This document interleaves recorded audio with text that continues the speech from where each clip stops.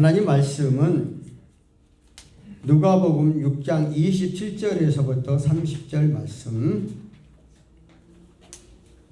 다 같이 한 목소리로 봉독합니다. 그러나 너희 들을 자들에게 내가 이르노니 너희 온수를 사랑하며 너희를 미워한 자를 선대하며 너희를 저주하는 자를 위하여 축복하며 너희를 모욕한 자를 위하여 기도하라. 너는 이 빵 튀는 자에게 젖빵도 들려대고 내 겉옷을 빼앗는 자에게 속옷도 거절하지 말고 내게 구하는 자에게 주며 내 것을 가져가는 자에게 다시 달라 하지 말며. 한번 우리 통성 기도합니다. 하나님 아버지, 이제 아까 기도한 것처럼 이 나라 이 민족 이제 선거 이미 시작을 했고 이제 마지막 본선거가 남았는데 정말 필요한 지도자가 되게 하옵소서. 모든 주권은 하나님의 손에 달려 있으니까 어느 정파가 우리 지원하는 게 아니라 하나님이 가장 합당한 그릇을 쓰게 해달라고 이 나라의 민족을 위해서, 두 번째는 14만 경찰관들과 이후 경비단을 위해서, 세 번째는 한자를 위해서, 네 번째는 우리 각자 믿음을 이 공공교회를 위해 특별히 또 항유나 오늘 유아세를 받아서 축복해 달라고 또 우리 각자 우리 기도 제목을 놓고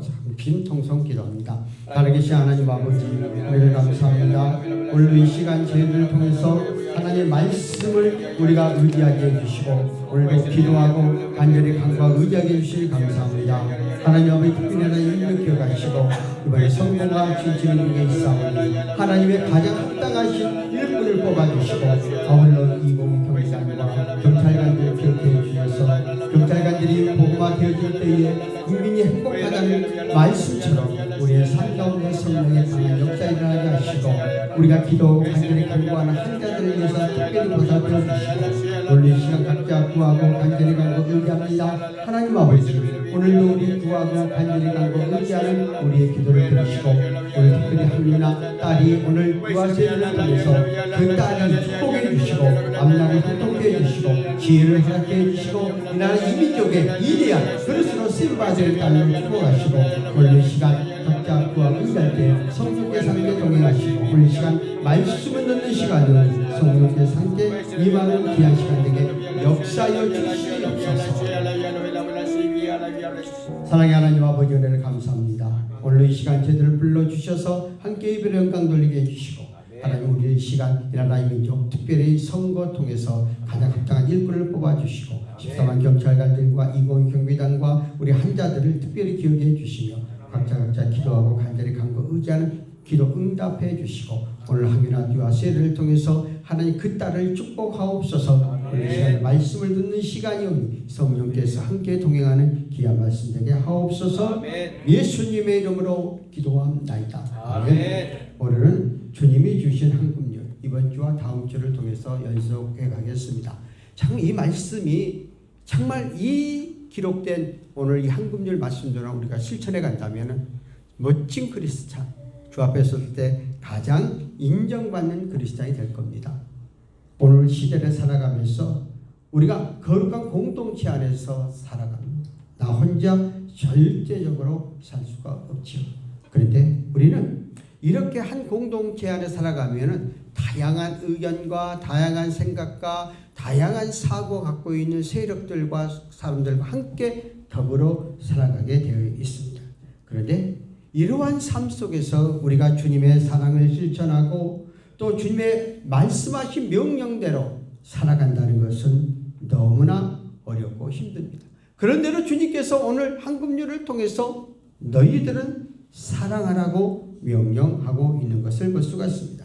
주님의 모든 말씀의 교훈 가운데 속에서 성경 66권을 주셨고 66권 가운데 10계명을 주셨어요. 1계명과 4계명 하나님의 관계 속에서 5계명과 10계명은 사랑과 관계. 근데 이것도 더 함축시켜서 마음과 뜻과 정성을 다하여서 내 몸처럼 사랑하라고 말해줬어요.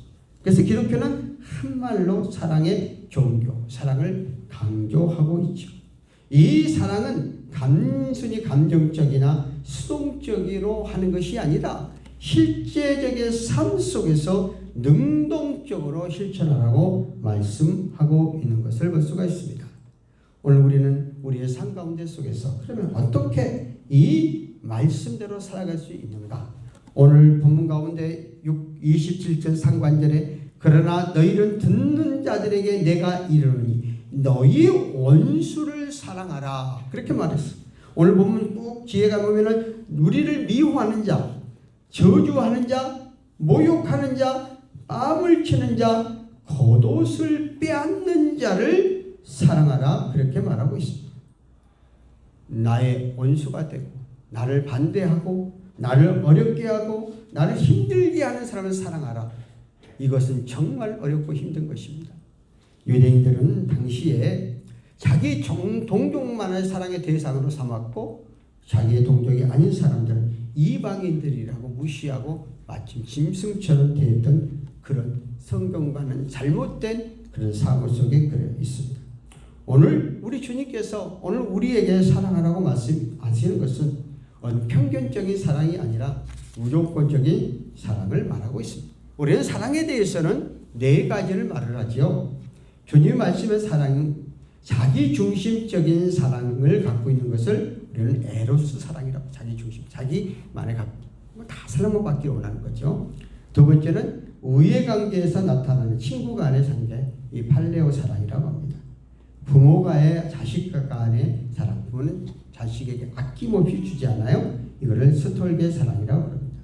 그런데 하나님께서 우리에게 주시는 조건 없는 사랑을 가리켜서 아가페 사랑이라 그렇게 말을 하고 있습니다. 그래서 이 아가페 사랑은 우리가 끊이지 아니하고 상대방이 무엇을 하든지 나에게 해를 준다 할지라도 그냥 사랑하라 하고 말하고, 이것이 바로 아가페적인 사랑이지. 오늘 주님께서는 부모, 형제, 성도들도 사랑할 수 없는 어리석고 연약한 우리들에게 고도의 사랑을 오늘 말씀하고 있습니다. 하나님이 이렇게 도대체 사랑할 수 없는 사람을 사랑할 수 있는 마음을 주신 것은 성경에 기록된 말씀대로 내가 받아들일 때 실현하게 되는 것이죠. 한번 히브리서 4장 12절에 보십시다. 뭐라고 말씀했습니까? 성경은 하나님이 말씀으로 살아있고 활력이 있어 좌우의 날성 어떤 것보다 예리하여 혼과 영과 및 간절과 골수를 찔러 쪼기까지 하고 또 마음의 생각과 뜻을 판단하게 하시고, 하나님의 말씀이 내 속에 들어오면 사랑하지 못할 대상도 사랑하게 된다는 것이죠. 빌립보 4장 10절 3절에 보니까 내게 능력 주시는 자 안에 내가 모두 살 수 있다. 내가 할 수 없지만 성령께서 내 심령 속에 능력을 주시면은 못할 일이 없다는 것입니다. 우리는 손양원 목사를 가리켜서 사랑의 원자탄이라고 말을 합니다.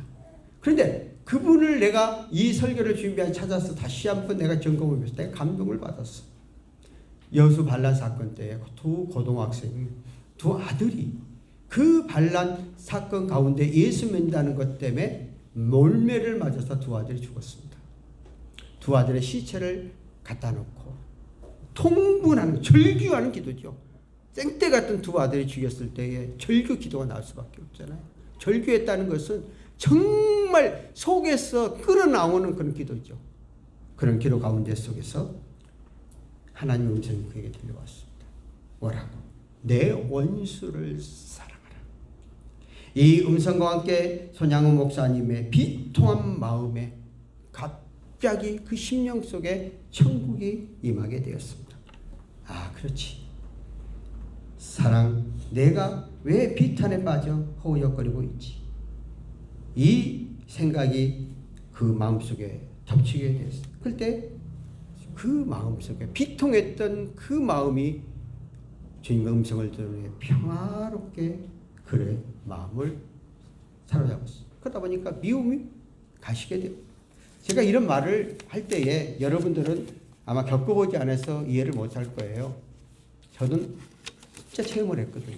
제가 94년도에 교회를 개척하고 6개월 만에 우리 큰 아들이 8살 먹은 아들이었어요. 초등학교 1학년 때였는데 백혈병, 물론 백혈병 그 앞전에 1년 전에 걸려서 1, 2차 치료를 했고 더 이상 돈이 없어서 그때부터 의료보험이 잘 된 때가 아니었어요. 의료보험 없어서 돈이 치료를 못했어요. 그래서 하나님 책임져 주지 않고 그냥 교회 개척을 했어요. 백혈병이 재발을 했습니다. 어떻게 해야 될까? 그때 1,000만 원에 30만 원 갖고 지하에 30평 갖고 하는데 내가 목회를 해야 되는가? 이 아이를 데리고 다시 병원에 가야 될까? 어떠한 결단을 해야 되는 그 부모의 마음 찢어지는 마음이었어.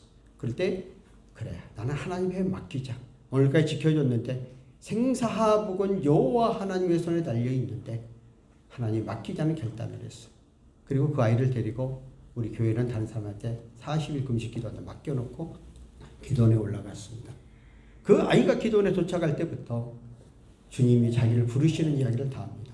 천국에 대해서 정말 천국 간증자 들었던 것을 세세하게 이야기를 다 해주는 거예요. 우리가 그 이야기를 듣는 순간 나고 우리 집사람의 마음속에 성령께서 강력하게 임재했어요. 애가 죽는데도 불구하고 저희들은 기쁨과 감격이 왔어요. 왜? 백혈병 치료가 얼마나 힘들고 어려운데 또 하나님이 그 고통과 고난을 겪지 않고 영원한 천국에서 행복한 곳에서 눈물과 애통함을 함께 한다는 그 사실이 내 심령 속에 임하게 되어서 그곳에 그 애가 소천을 하고 딱 그것이 데리고 내가 다 염을 해가지고 천국으로 보내고 이틀 후에 장례를 치르고 내가 와서 천국 설교를 했어. 지금은 내가 이 말을 짠하지만 나를 그 심령을 변화시키고 새롭게 하는 것은 내가 하는 게 주님이에요. 오늘 손양호 목사도 그 두 아들의 그 비통함 속에서 불부지를 때 하나님께서 그 마음속에 원수를 사랑하라. 성경의 말씀, 아까 읽었던 것처럼 말씀이 그 안에 들어오니까 모든 것들을 용서하게 되는 거예요. 그러면서 그 장례식 때 유명한 10가지의 감사를 이야기하죠. 그 가운데 속에서 보면은 첫 번째, 나 같은 죄인 혈통에서 순교자의 자식을 낳게 하셨으니 하는 감사. 그러니까 어떻게 그걸 바꾸냐에 따라 달라지는 거 인생이. 두 번째, 허다한 많은 성도 중에 어찌 이런 보배로를 주께서 하필 내게 맡겨주시는지 주께 감사합니다. 세 번째, 삼남 삼녀 중에서 가장 아름다운 두 아들 장자와 차자를 바치게 된 나의 축복을 감사드립니다. 네 번째, 하나들의 순교도 귀하다 하여를 하물며 두 아들의 순교자라고 하나님 감사합니다.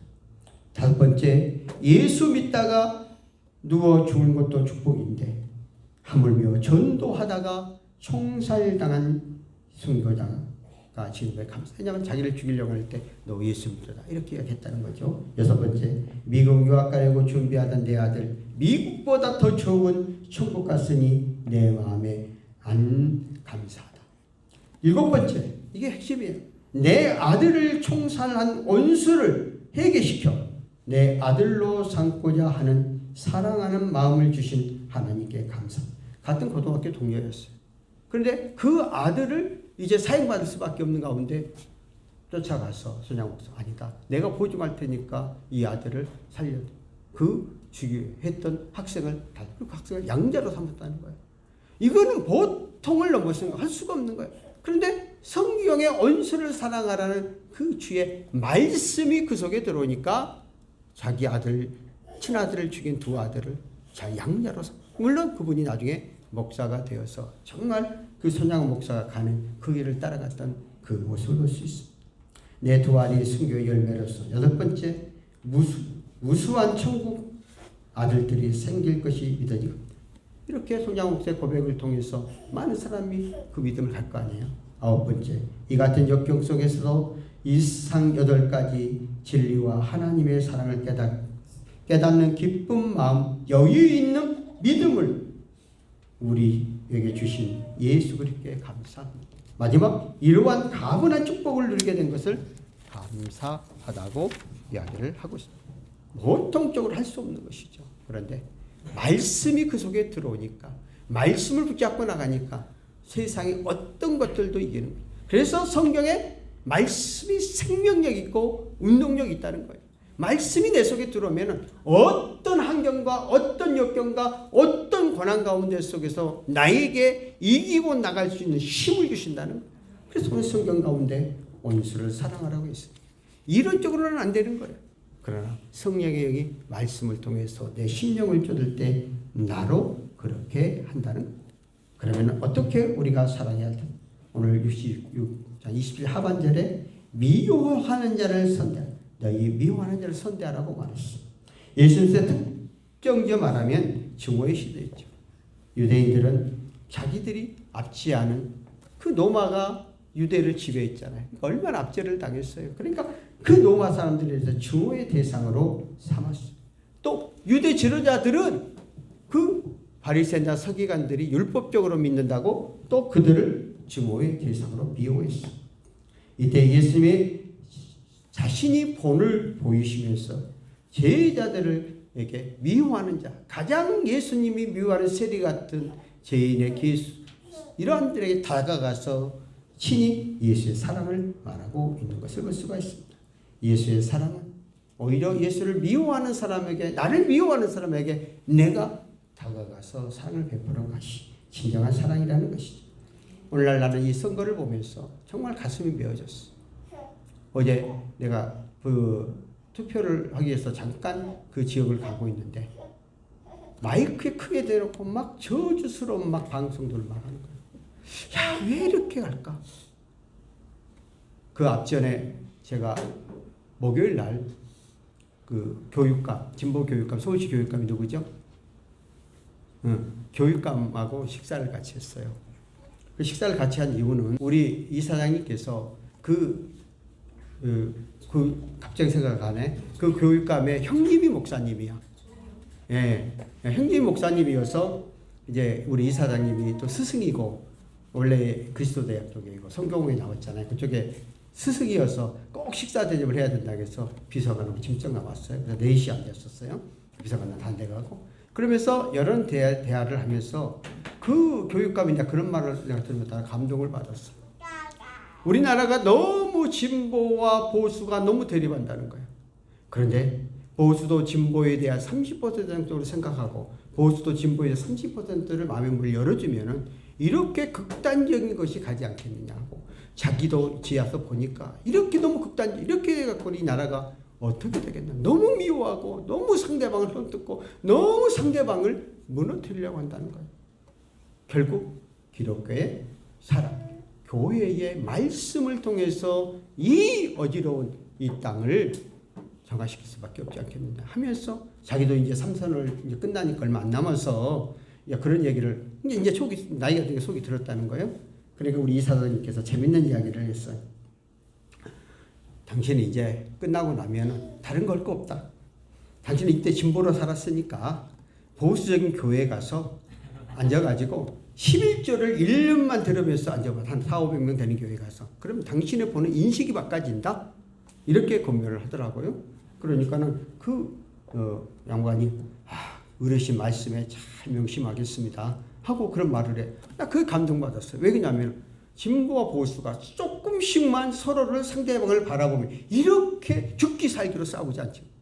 죽기 살기로 싸우고 있죠. 이게 더 심해졌어요. 나 이것을 보면서 정말 안타까웠던 거예요. 오늘 보면은 미워하는 자를 선대하라고 그랬잖아요. 미워하는 자를. 성경 그렇게 말해주고 있어요.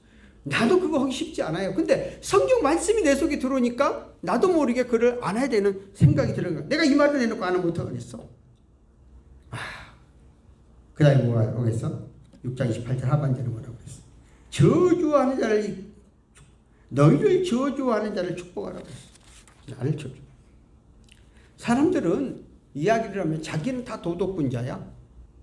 그런데 남이 조금만 잘하면은 그것을 가지고 막 그냥 험담하고 쓰러뜨리려고 넘어뜨리려고 지적을 하잖아요. 오늘 우리 주변 가운데 속에서 그런 것도 얼마나 많이 있어요. 또 어떤 공직에 나와 보세요. 막 초월적인 공격을 받아요. 나도 사무총장을 직접 선거했기 때문에 얼마나 공격을 받았는지 몰라요. 근데 나는 선거 구호는 어떤지 상대방이 뭐를 하든지 상대방을 험담하지 말자 하는 게 내 구호였어. 물론 내가 이 첫 번째 대 때는 안 봐. 두 번째 때 내가 이제 기득권을 갖고 있으니까 나를 공격하겠지만은 그래서 내가 그런 마음을 가지려고 했는데 막 속에서는 막 그냥 막 폭발처럼 올라오고 막 분노가 오르고 막 잠을 못 자는 막 이런 생각이 하는 거예요. 그래도 성경이 그렇게 말씀해 줬으니 참자 하고 내가 폭발하고 갔어. 그런데요, 성경을 보세요. 너희를 저주하는 자를 위해 축복하라고 말해주고 있어요. 창세기 12장 3절 볼까요? 너를 축복하는 자에게 내가 복을 내리고 너를 저주하는 자에게 내가 저주하리니 땅의 모든 족속이 너로 말미암아 복을 얻을 것이다. 그러니까 아브라함이 하나님께서 아브라함에게 명령하신 말씀하신 거예요. 나를 저주하고 나를 힘들게 어렵게 하는 오히려 복을 빌어주라는 거예요. 그런데 그 상대방이 내가 복을 빌어줘도 그 복을 받을 만한 그릇이 못 되면은 그 복이 나에게 오는 거예요. 성경 마태복음 10장 12절 13절 보세요. 주님이 말씀하시고 또 그 집에 들어가면서 평안하기를 빌라. 그 집이 이에 합당하면 너희의 빈 평안이 너희에게 임할 것이고 만일 합당하지 아니하면 그 평안이 너희에게 돌아올 것이니라. 내게 원수가 되었던 사람 가정에 가서 복을 빌어주라는 거예요. 그러나 그가 받을 만한 그릇이 못 된다면은 그 복이 나이고 이게 기독교의 원리예요.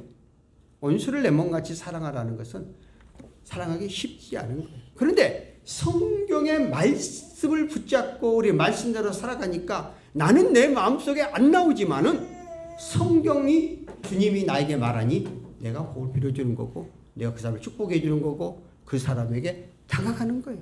그런데 그 사람이 받지 않으면 하는 그 사람이 미치는 거예요. 나는 이미 그 사람의 복을 빌어줬기 때문에 나는 하가 임하지 않아요. 오히려 그 복이 나에게 언제나 기독교는 역설적이에요.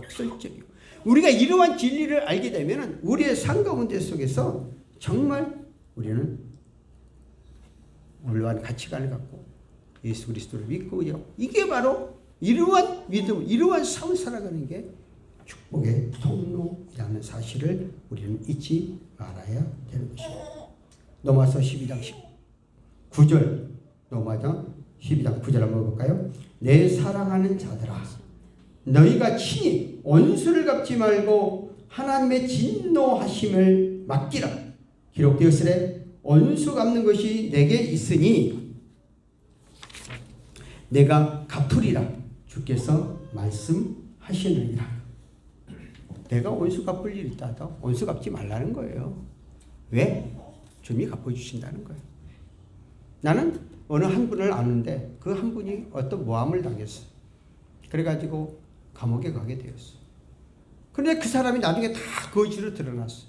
참모들이 역으로 고발을 하라고 수없이 말을 했어요. 안 했어요. 나중에는 그 사람이 역으로 다른 사람의 고발에 의해서 감옥에 가게 되었어요. 근데 그 형님이 찾아와서 가서 우리 동생 가서 말 한마디만 해달라고 했다는 거예요. 근데 막 해야 될까 마야 될까 저희가 나를 얼마나 고생시켰는데 막 이런 그런데 다 마음속에 말씀이 들어라는 거예요. 영혼을 사랑하는 원수를 사랑하는 그래서 면회까지 가고 그 감옥에 면회까지 가고 소속하는데 또 좋은 말을 해줬다고 그러잖아요. 내가 그 말을 들으면 또 한번 갑니다. 이게 예수 그리스도를 믿고 나가는 사람들의 정신이에요. 삶이에요. 사랑이에요. 근데 인간적인 생각하고는 안 돼요. 그런데 어떻게? 성경이 내 말씀 속에 들어올 때에 되어진다는 것이죠. 또 그 다음에 볼까요? 6장 28절에 보면 너희를 모욕하는 자를 위하여 기도해라. 나를 멸시, 나를 험담, 나를 그냥 까내리려고 하는 거 다 들려오잖아요. 근데 여기 조심해야 될 것은 상대방이 나에게 전달해 주는 것은 자기가 생각이 보태서 했다는 거예요. 그러니까 그걸 100% 믿으면 쌈판이 돼요. 반드시 나도 맨 처음에는 몰라서 그렇게 믿었는데 요즘 그렇게 안 믿어요. 언제나 상대방을 만나보고 내가 결정을 하지. 그런데 그 복수, 감정 이런 것들에 들어가지 말아요.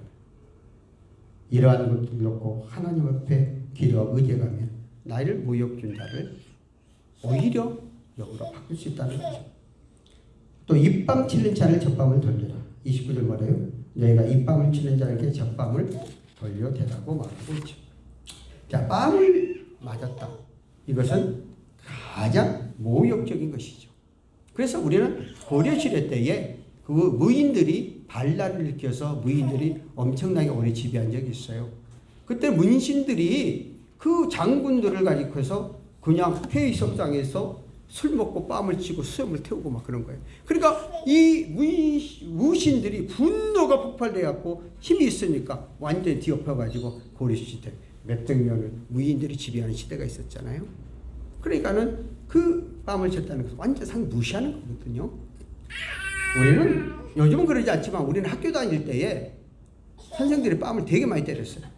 진짜 뺨을 많이 때려요. 그거 진짜 무식한 일이야. 또 군대 가서 또 엄청나게 그런 일도 많이 있었고. 근데 요즘은 그랬다가 큰일 나죠. 그런데도 불구하고 그 사람들을 흠모하라는 거예요.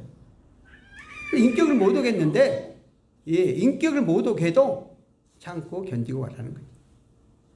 그를 안고 가라는 거예요. 그게 참된 사랑이라는 거죠. 그 다음에 6장 29절 하반절에 뭘까요?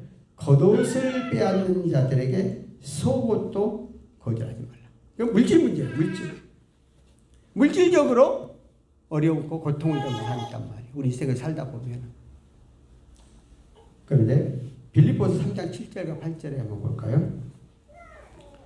그러니 무엇이든지 내게 유익하던 것을 내가 그리스도로 인하여 다 해로 여길 뿐더러 또한 모든 것을 해로 여김을 내 주 그리스도 예수를 아는 지식이 가장 고상하기 때문이다. 내가 그를 위하여 모든 것을 잃어버리고 배설물로 여김은 그리스도를 얻고. 물질적인 것에 대해서 물질의 자유함을 갖는 거죠. 물질이 나의 삶 속에서 모든 것들을 해결하지 않는다는 것을 하게 되면 뭘까 생각할까요? 자유함을 얻죠. 저도요, 물질에 욕심이 온 사람이 어디 없어. 물질은 돈은 일만하게 뿌리라고 그랬어. 그걸 잘 사용하면 정말 행복한 삶을 이루는데 물질의 지배를 받아버리면 있어도 불행, 없어도 불행입니다. 제가 목회를 하면서요, 지금으로부터 20년 전 더 됐겠네. 한 25년 됐겠나? 20. 제가 엄청나게 물질적인 어려움을 당할 때가 있었어요. 내가 좀 그때는 철이 없어갖고 우리 성도들이 정말 교회를 열심히 하고 있었어. 한 분이 사업을 하다가 정말 어렵고 힘들다고 그래서 카드 빌려 잠깐 물건 사서 해줄 테니까 잠깐만 내 카드 2,300만 원짜리 현금 서비스 2,300원짜리 줬죠. 한 번 긁고 또 딴 긁고 4,600을 긁어버렸죠. 그리고 또 어느 한 분이 정말 저에 대해서 정말 잘해줘. 그분은 우리 교회가 초창기에 와서 임시 모델했던 사람인데 7년 동안 아이를 낳지 못해 배가 뜨고 임신을 하게 돼가지고 그 한복집을 하다가 또 하나님께서 그때 열심히 일을 다니니까 슈퍼를 그 지역에 엄청나게 큰 슈퍼를 그냥 줬어요. 왜냐하면 그분들이 미국으로 갑자기 들어가게 되어서 그냥 그 경영권을 넘겨줬어요. 그러니까 슈퍼가 잘 되니까 또 직원 슈퍼가 직원 3명 있다고 엄청 잘 된 거예요. 그 슈퍼 직원들까지 교회 전도했죠. 근데 첫 열매를 아예 통에다, 첫 열매 이야기에 통에다 무조건 집으로 갖고 오라기까지. 내가 그때 대학원을 다닐 때인데 정말 책 같은 거 많이 사주고 도서비 많이 주고 그렇게 했던 분이야. 그런데 갑자기 어렵다고 나보다 돈을 꿔달라는 거야. 나 돈 없죠. 그래서 내가 보증금 1,000만 원인데 그래서 500만 원을 내가 빌려갖고 줬다. 나중에 어떤 일 벌어진지 아세요? 나중에 알고 보니까 교인들에게 전체적으로 돈을 꿔가지고 교회가 초전박살 됐어. 또 그 앞전에 우리가 망했던 장로님이 오셨어. 그때 부신건문에 잡혀있어갖고 아침부터 저녁까지 자식도 안 와. 얼마나 말썽을 많이 부렸는지 최종적으로 저를 불러가지고 제가 가가지고 600만 원 때문에 잡혀있더라고요. 그래서 그 사람 만나가지고 내가 300을 또 카드로 긁어줬어요. 그리고 빼왔어요. 합의하고. 그러니까 갑자기 내가 잘못한 거지. 이제 어려움이 생겼어요. 그런데 그 돈을 슈퍼 사한 사람이 망해가지고 이제 잠적하다 해버리니까 동네 빗장이 이제 잘 됐으니까 너도 나를 꽂았을 거 아니에요. 빗장이들이 다 몰려온 거예요. 교회가 하루아침에 풍지박살 냈어요. 그래서 내가 이제 그 기도를 하는데 난 이제 어려우면 기도를 할 수밖에 없잖아요. 물박 기도하는데 이틀 동안 기도가 안 되는 거야. 뭐 오늘 말씀처럼 원수를 미워하고 뭐 속옷은 겉옷을 다 줘야 되고 다 하라고 했는데 인방 오늘밖에 대주라고 했는데 이론적으로 되어지는데 내 마음속에 안 되는 거야. 그 얼굴만 보면 내가 그 앞전에 2년 전에 한번 그 돈 때문에 또 엎어본 적이 있거든요. 그게 또 두 번째 또 그런 거야. 그러니까 막 내가 미치고 한장하는 거죠. 왜 그러냐면은 이게 기도를 통해서 내가 말씀을 통해서 내 심령에 변화가 와야 되는데 안 되는 거야. 막 답답하고 막 기도만 하면 막 떠오르는 거야. 주님 이거 어떻게 해야 돼? 그런데 하나님 어떻게 만든지 아세요? 전신마비가 온 거예요. 그때는 40대 초반이잖아요. 손과 발이 착착착착 오그러져요. 정신을 멀쩡해. 그 손발 그때 내가 딱 이게 가로사구나. 갑자기 젊은 사람이 어떤 문제 때문에 팍 죽는구나. 내가 우리 집사람에게 야 빨리 가자. 119 실려가요. 그게 마치 우리 천하위 목사에서 차고 거라니까 차가 막혀서 못 온대. 차가 이렇게 주차가. 그래서 내가 119 불러서 실려갔잖아요. 2박 3일 입원하고 왔어. 병원 하나도 안 나오죠 지금. 그래서 다시 살아났어요. 그때 깨달은 게 뭐일까? 결국 물질도 하나님이 허락하시지 않으면 안 된다. 그래서 내가 돈에 대한 자유함을 얻었어요. 그 이후부터. 근데 난 돈에 대해 자유는 없고 생활해 가니까 내 삶 속에서 생활하는데 부족함이 없다. 그 이후에 크게 뭐 풍족하게 주는 건 없어요. 그렇지만은 내가 살아가는데 누가 꾸지 않고 아순소리 않고 살아가도록 하고. 그리고 아까 그 돈을 그렇게 다 따놨잖아요. 그런데 언제 왔냐? 나는 이 6천만 원을 갚은 일이라고요. 15년 동안 갚았어요. 그러니까 2015년도까지 갚았습니다. 사무총장에서 계속 내 월급에서 떼어서 갚았어요. 그런데 2017년도에 이 사람들이 찾아왔어요. 두 사람하고 또 한 사람은 미국으로 그 하가 부부였는데 우리 교회 다니다가 자기 차를 우리한테 기증해 놓고 미국 간 사람 같이 다 자기네끼리 통화하고 있었더라고요. 나를 물어서 찾아왔어요. 왜냐하면 내가 백석이라는 걸 알고 그 지역에 백석교단 마크를 보고 가서 나를 물어가지고 찾아왔어. 그래서 내가 뭐라고 했을까요? 내가 이미 당신네들은 빚 정리 다 내가 다 했고 다 갚았고 다 정리했으니까 너희들이 15년 가까이를 얼마나 가슴에 안고 있을까? 내가 너희를 물어보지 않는다. 너희 삶들이 얼마나 힘들고 어렵다는 거 뻔히 안다. 그러니 이제 모든 걸 탕감이다. 절대 그런 마음을 갖지 말고 내가 축복기도 하고 밥 사주고 또 선물 주고 해서 돌려보냈어. 나 마음 편하죠. 또 4,600만 원 했던 그 친구도 그 앞전에 내가 다 용서를 해버려. 내가 다 갚은 순간 내가 빚 다 정리한 순간 딱 풀려놓고 다 차용증 써서 나한테 줬을 거야. 지금 차용증이 다 없는 걸로 다 찢어버리고 모든 거 다 탕감이다. 그리고 내가 딱 결단을 했던 그런 적이 있어요. 참 돈 문제 갖고는 너무 어렵고 힘든 거예요. 그런데 그 마음의 결단을 하고 나니까 내가 마음이 얼마나 평안함이 일어난지 모르겠어요. 내게 그 다음에 30절에 볼까요? 내게 구하는 자에게 주고 내 것을 가진 자에게 다시 달라 하지 말라. 누가 달라고 해서 한번 줬어. 그래서 나는 요즘 이렇게 생각을 해요. 돈도 안 빌려주지만은 지금도 돈 빌리는 사람 와요? 그럼 내가 있는 거 주고 말아요. 돈 안 빌려주죠. 이거 딱 주고 말아요. 그래서 내가 교회를 하다 보니까 재밌는 일이 있었어요. 어느 한 성도가 나한테 내가 이런 일을 당하고 나 다시는 돈거래 성도 안 한다고 마음먹었는데 어느 한 성도가 뜬금없이 핸드폰비가 없다고 핸드폰비를 좀 달라는 거예요, 목사님. 그래서 내가 거절을 했어. 그때 톰을 이렇게 내고 가. 목사님이 사랑이 없어갖고 핸드폰비를 안 줬다고. 예, 그렇게 하더라고. 그런데 그냥 줘버리고 그럼 끝이야지. 나는 요즘에 누가 오면 웬만한 돈 꽂주는 거 보증 쓰는 거는 없어요. 그러나 어렵다고 그냥. 그래서 내가 돈을 수첩에다 한 50만원씩 갖고 다니는 거예요. 그냥 얼마 주고 말아버려요. 이걸로 당신이 나까지 찾아왔을 때는 얼마나 고민하고 나까지 왔겠느냐. 그러면은 나는 이것으로 그냥 아사 당신 교통비 하는 걸로 이걸로 있는 거 주는 걸로 끝나자고 그렇게 끝내버립니다. 성경 그렇게 말해주고 있잖아요. 내가 주는 거에 대해서 다시 묻지 말라는 거예요. 이렇게 되면 하나님이 반드시 그 이후에 다른 가정을 통해서 채워줘요. 나는 그걸 수없이 느껴요. 그러니까 결국 오늘 황금률이 뭐예요? 세상에서 못하는 것을 하는 게 크리스찬의 삶이에요. 이렇게 오늘 예수 그리스도를 믿고 나간 사람, 요거를 실천해 간다면 이 나라를 어떻게 했을까? 완전히 뒤집어버리죠. 완전히 바꿔버리죠. 근데 이걸 못하잖아요. 말로는 엄청나게 해요. 내가 이 설교를 하면서 나도 얼마나 고민하면서 하겠어요. 내가 이 설교를 하면서 내가 이걸 지키지 않으면 나도 화를 받잖아요.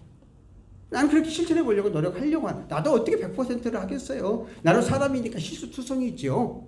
그런데 오늘 기록되어진 이 말씀처럼 우리의 삶 가운데 속에서 저와 여러분들이 실천하는 삶이 되어서 정말 하나님의 자녀다운 그런 삶을 누리고 나가는 우리가 되기를 예수 이름으로 축원합니다. 하나님 하나님 아버지 은혜를 감사합니다. 오늘도 말씀 가운데 속에서 우리에게 주신 황금률을 기억하여 주어서 우리가 이 말씀들을 지키고 의지하고 나가는 저희들 되게 하여 주옵소서. 우리의 힘으로 우리의 생각으로는 할 수가 없습니다. 하나님의 말씀이 내 속에 들어오고 성령께서 나를 지배하고 나를 붙잡을 때만 가능하오니 주님 우리가 예수님의 도구가 되어 우리의 삶 가운데 속에서 이 말씀대로 실천하고 나가는 저희들 되게 하여 주시옵소서. 하나님 아버지 오늘 이 시간 주 앞에 나와서 정성대로 예물 드려진 손길 손길들을 기억하여 주시고 하나님 드려지는 이 예물 그 중심 그 말씀대로 한량없는 은혜의 축복으로 채워 주시옵소서. 이 예물이 주의 영광을 위하여 귀하게 쓰임받아야 된 예물 되도록 축복하옵소서. 지금은 우리 주 예수 그리스도의 은혜와 성경의 교통내에 충만하신가 하나님 아버지의 충만하신 사랑과 오늘 이 시간 함께 예배령과 찬양 우리 믿음의 권속들 예와 대한민국 기회 20 경비단과 14번 경찰관 머리머리 위에 지금부터 영원토록 함께 계실지어다. 아멘.